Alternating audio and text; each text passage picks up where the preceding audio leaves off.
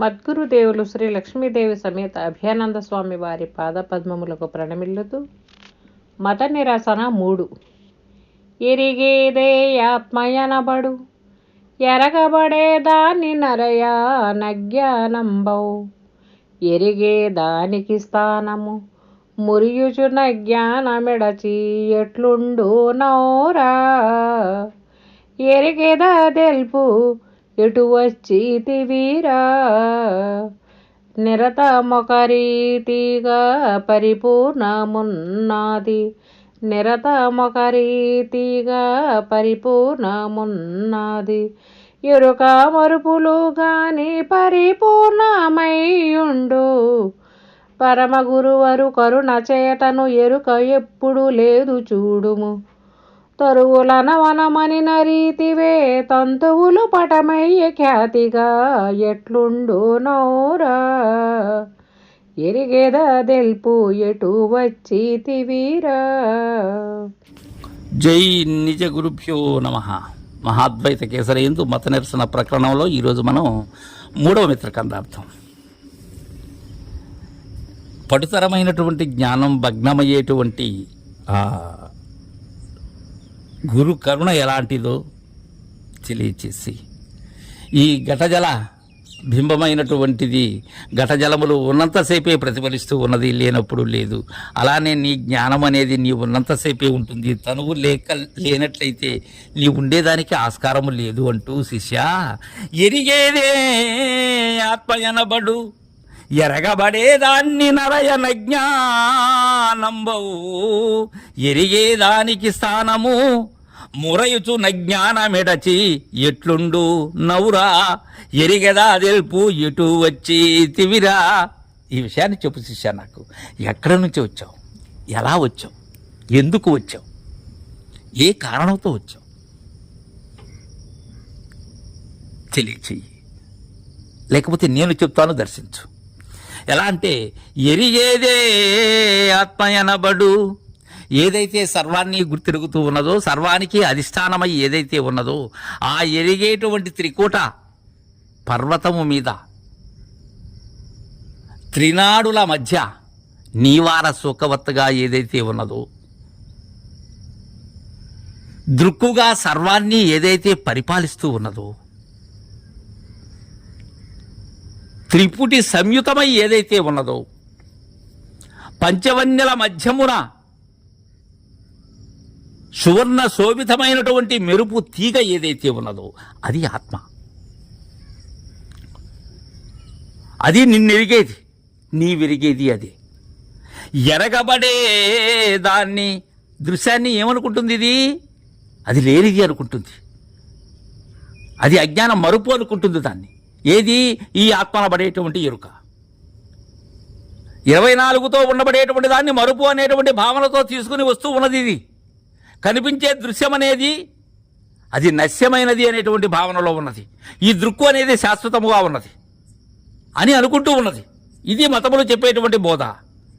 ఎరిగే దానికి స్థానము, ఎరిగేటువంటి దాని యొక్క స్వస్థానాన్ని చూడాలి.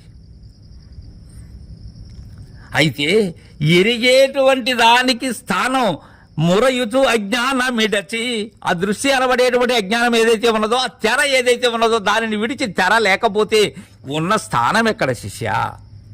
ఎట్లుండు ఔరా, అది ఎలా ఉంటుంది? ఘటములో జలము ఉన్నట్లయితే ఉన్నది చంద్రబింబం.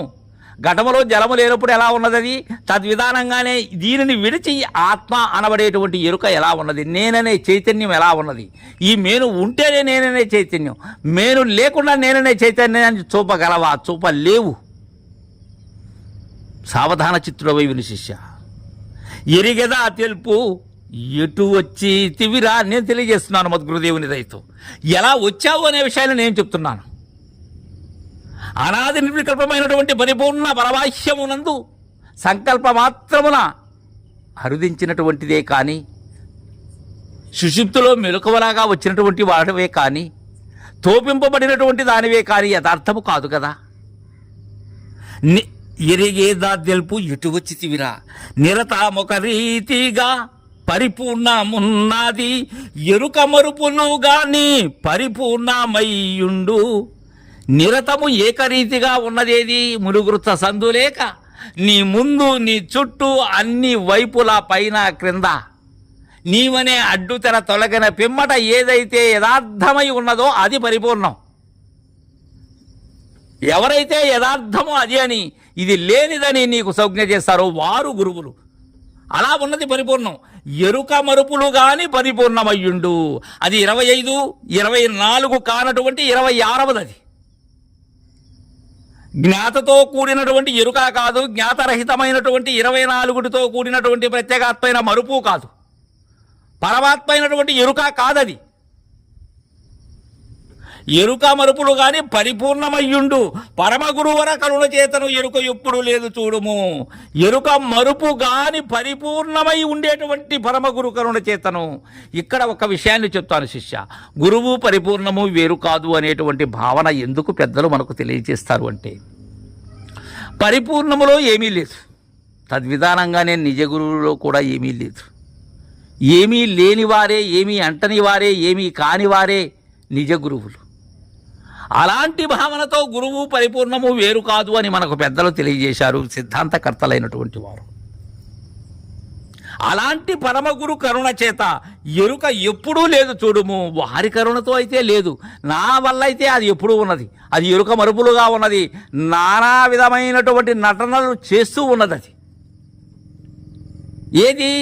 నాకు అధీనమై నేనై ఉండినటువంటి ఆత్మ అనబడేటువంటి ఎరుక, లేక మూలము లేని గుర్తెరిగే శరీరం.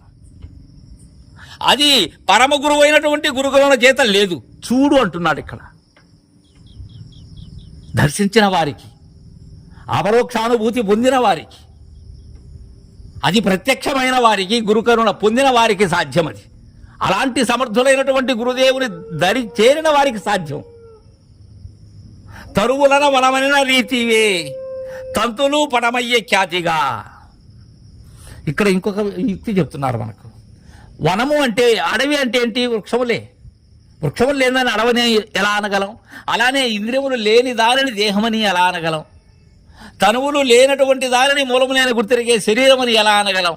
మార్పులు చెందనటువంటి దానిని ఎరుక అని ఎలా అనగలం? అది పరిపూర్ణమై ఉంటుంది. అది అలానే చెట్లు అంటే వనమది, అడవి. అలానే వే తంతువులు పటమయ్యే ఖ్యాతిగా, అనేక తంతువులు. ఆ దారములే వస్త్రం. వస్త్రములు దారము వేరు కాదు. పటము అంటే ఏంది? వస్త్రం. పటమే తంతువు, తంతువే పటము. తద్విధానంగా ఈ ఎరుకే జగము, జగమే తెలివి శరీరము. ఈ ఆత్మ, ఎరుక, మరుపు ఇవన్నీ కూడా జ్ఞానము, అజ్ఞానము, ఈ కలిమి లేమి, ఇదంతా కూడా నా యొక్క జంజాటం. ఇది నా యొక్క ఆరాటము, నా యొక్క ఆర్భాటమే, కానీ మరేమీ కాదు ఇది. ఈ విషయాన్ని సరైనటువంటి రీతిగా ఖ్యాతిగా ఎట్లుందువురా నీవు, ఇవేమీ కాకుండా నేను గొప్పగా ఉన్నావు అంటావు. ఎలా ఉంటావు? ఎరిగదా తెలుపు ఎట్లు తీసివిరా, నీ వచ్చిందే లేదు, నీ రాకడే లేనిది, నీ రాకడే స్వప్నానందం, నీ రాకడే మృషాని అన్నారు పెద్దలైనటువంటి వారు అని మనకు దుర్గానంద పంచదేశ స్వాముల వారు తెలియజేశారు. తర్వాత మిత్రకందార్థాన్ని రేపు ముచ్చటించుకుందాం. జై గురుదేవా.